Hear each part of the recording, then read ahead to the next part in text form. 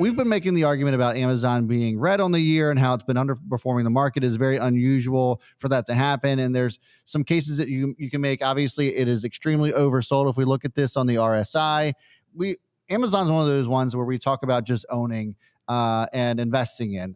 Speaking of that conversation, and it's Amazon, Apple, Nvidia, some of the bigger players here. Those are ones that are definitely worth just kind of owning. But you can make the case for Amazon to be something that you could also swing trade here based off of just how oversold this is. It's below the 200-day moving average. It makes no sense for it to be down here. Obviously, they've, the guidance that they provided in their latest earnings report wasn't great, and that's why it's been responding the way that it has. But Fat Man Zoom, what would you say? We've been talking about this for a while. One of the biggest catalysts for Amazon has been potential catalyst that we've been speculating about. What has that been? The stock split. The stock split, correct. What if I told you that I've come up with one that I think could be bigger than that? A catalyst? Yes. Sex toys. I mean, maybe, but I think it could be a merger. And I think it could be a merger with Kohl's. Okay. Hear me out here. So Kohl's obviously came off of a really great quarter. They came in and doubled expectations on earnings per share, knocked estimated revenue out of the park, but they're still struggling a little bit with their balance sheets. Amazon and Kohl's actually do have a partnership, and they brought in 2 million new customers to them in 2020 during a year that you wouldn't expect that to happen. The partnership is the main part of the partnership here is that people can go and return Amazon packages to any Kohl's store, which obviously it brings people in. They can shop there as well, and it brings in more revenue.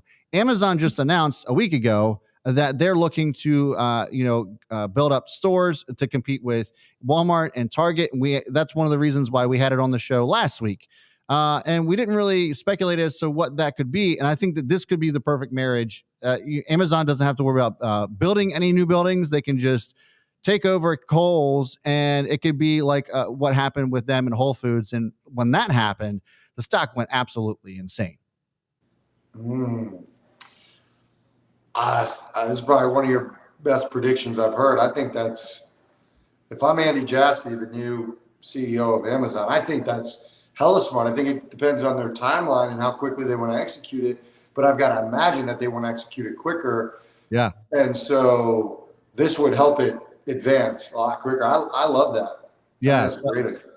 I was thinking about it too. I mean, Amazon does own shares of Kohl's as well. They have 1.7 million shares of Kohl's. It's about, I think 1% of the shares that are currently outstanding. So it's not like it's a giant position, relatively speaking, but still they have a stake in Kohl's. So, they already have a good relationship, and it's something that I think that would make sense, especially since we're hearing rumblings about Amazon having brick and mortar stores. So it certainly is a bigger deal if that happens. It's a larger catalyst because technically a split isn't a catalyst. It will move this, isn't a true catalyst. It'll move the stock, but a split is more smoke and mirrors. Right. And this would actually be a material catalyst that would be huge for the company. And it's like when we talked about why a firm moved off of the Square Afterpay acquisition, what it's also doing for Amazon is it's removing a competitor from the market, which is huge as well. Yeah. I love it.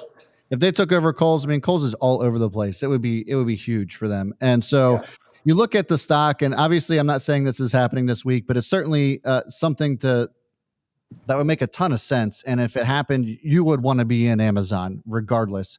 So looking at the stock here, I think that there's potential for this to kind of come down and maybe retest the bottom of this sideways channel that we've been in for almost the better part of a year.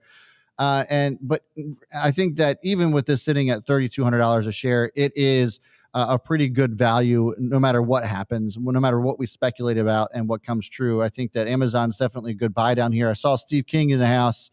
I haven't seen him in a bit, so appreciate you hanging out in the stream tonight, buddy. But he was asking about my $4,000 price target by the end of the year. I think it's still very achievable. And if what my theory is about the FANG stocks leading into the end of the year, that they could be leading the market, in the last part of this year, I think that there's a huge possibility that Amazon hits 4K by December 31st. Yeah, I'll tell you, out of all the Fat Man Zoom stocks, and for those of you unfamiliar with what Fat Man Zoom is, those are the 7 core stocks in my investment portfolio that I believe in. Out of those 7, Amazon would be my highest conviction right now as far as upside, like undervalued. Yeah. I think Amazon has the highest upside, and a lot of people in our chat feel similarly as far as they're scooping up around 3,000. This stock seems so undervalued. Some things have worked against it that you alluded to, but I think Amazon should do great